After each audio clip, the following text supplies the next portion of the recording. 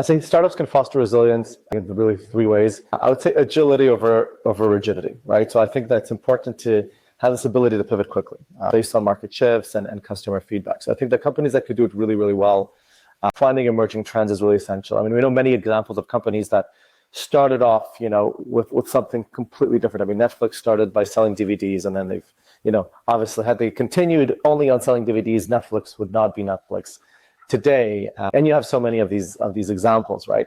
So I think understanding the market and having this sense, this almost instinct, and to stay, to be able to pivot and to stay lean and to experiment often and to be really willing and to rethink assumptions when necessary, I think is absolutely key if you really want to succeed. And we've seen this time and time again. So I think this agility piece is something that I think is important. Mission-driven innovation is another one.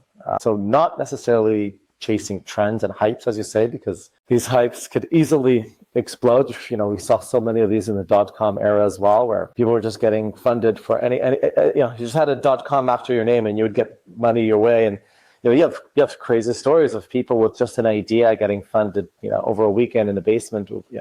So something crazy. Of course, we're far from that era, but building startups that don't just chase trends, but they solve real urgent problems, right, with a clear purpose and ensuring that the solution is creating lasting value for customers and even society. So that sustainability over the long run, I think, is going to help also preserve. And then I think the other thing we need to look at as well is, the capital efficiency. I think that growth at all costs is no longer the game that, it was the case a few years ago, but I think right now, sustainable scalability, optimizing unit economics early, that will help you really strengthen your competitive edge, particularly if you go through periods of drought where it's going to be harder to raise capital. I think those that are going to really outperform are those capital efficient plays. So I think those are kind of the three elements that we look for and to get more comfort around the businesses that we